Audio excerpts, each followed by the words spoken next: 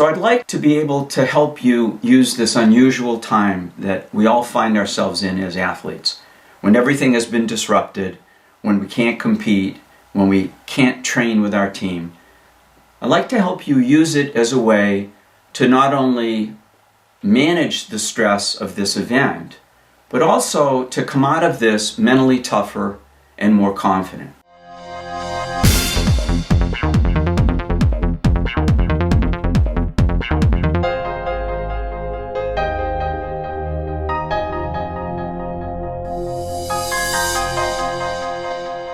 And what I'd really like to talk about today in terms of handling stress is what I consider to be the foundation skill in being able to do that. And that foundation skill is what you focus on. Because what you concentrate on right before and during a performance is going to determine how calm and confident you are, or how nervous and freaked out you get. Your concentration is the key to athletic excellence. My name's Dr. Alan Goldberg. I'm a sports performance consultant, and I work with athletes across every sport and have been doing it for quite some time, 35, 36 years at this point. And what I'd like to help you with today is really to have an understanding of the importance of your concentration, what you focus on.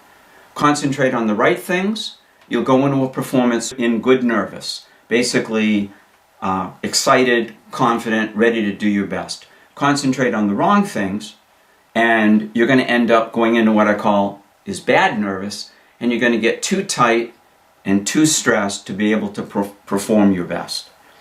And there's no better example of this than the following story.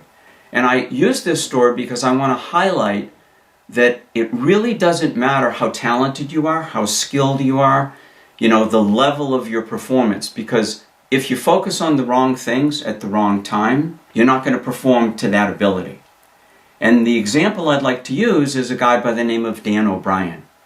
Now, Dan O'Brien was a decathlete back in the 90s, and Dan dominated that event.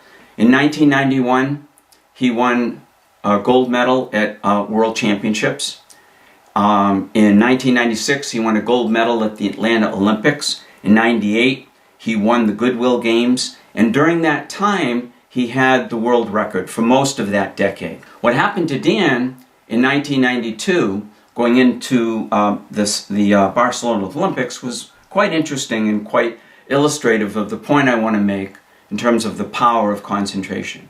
Back in the day, back in 92, leading up to Olympic trials, of course, Dan is the defending world champion. But being the defending world champion still doesn't get you on the Olympic team. You have to qualify. And Dan is at Olympic trials. And most of you, if you're old enough to remember, might remember a commercial that Dan was involved in, and it was called the Dan or Dave commercial. It was put on by Reebok. Dan had a contract with them, and it showed Dan and another teammate, Dave Johnson, arguing on the track, in a good-natured way, of course, about who's the best athlete in the world, because that's your unofficial title when you're the defending world champion in the decathlon.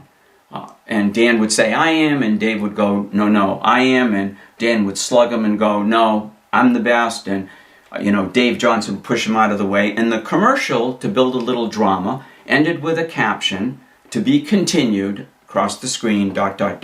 Stay tuned to the Barcelona Olympics for the answer. Well, a rather funny thing happened to Dan, and it wasn't ha-ha funny, on the way to the Olympics, and it's called Olympic Trials. Dan is in first place after 7 of the 10 events, by a ton, as a matter of fact. 8th event, pole vault, one of his better events. As a matter of fact, it was such a good event that when they began opening heights, around 8.5 feet, he waived those. The better jumpers don't come in on lower heights. They don't want to exhaust themselves.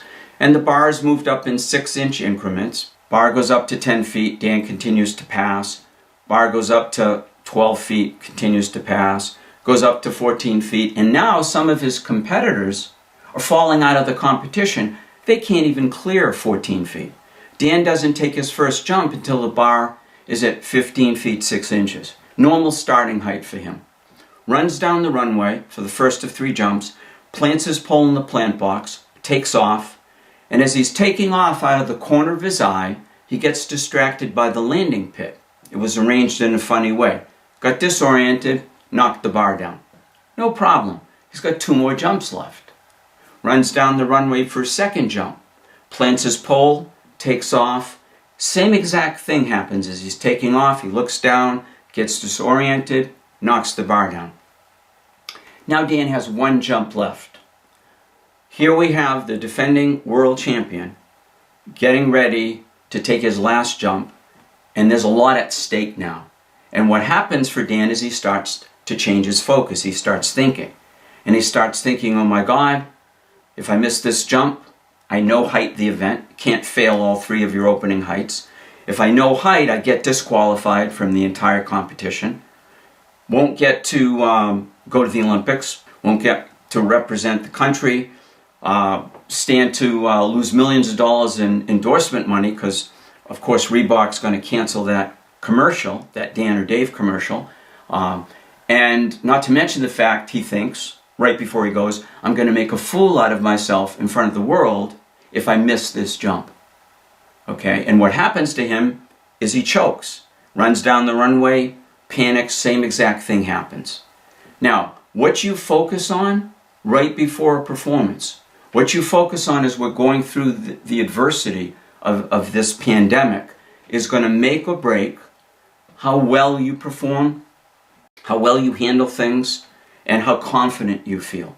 So I'd like to give you a few suggestions, concentration-wise, about what you need to keep in mind to manage stress. And probably the first and most important one is you need to learn, whatever you're doing, to keep your focus in the moment, to stay in the now. One of the major causes of stress for athletes is leaving what's going on in this moment and jumping ahead to the future, entertaining the what-ifs. That's what causes stress. Second thing I want to talk about is you need to train yourself to stay away from things that you have absolutely no control over. And as I've talked about in other videos, one of the things we have no control over here is all this craziness that's going on with the pandemic. Everything being canceled. You want to train yourself to stay focused on what you can control. Because when we focus on things we can't control, that jacks our stress level up into the atmosphere here. One of the other things you need to learn to do is when you do think about your goals, you want to try to stay focused on what you want to have happen, not what you're afraid will happen. Most of us, when we get stressed out, we get anxious, our focus moves to the things we're afraid are going to happen.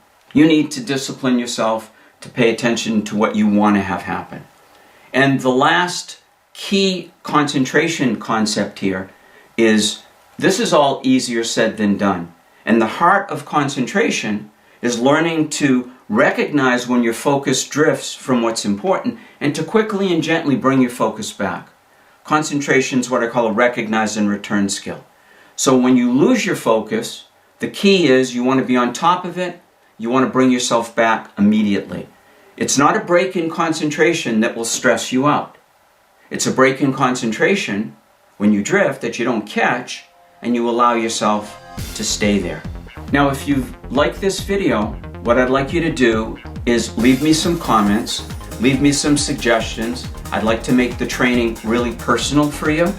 So let me know what you'd like me to cover. Let me know if you have specific issues.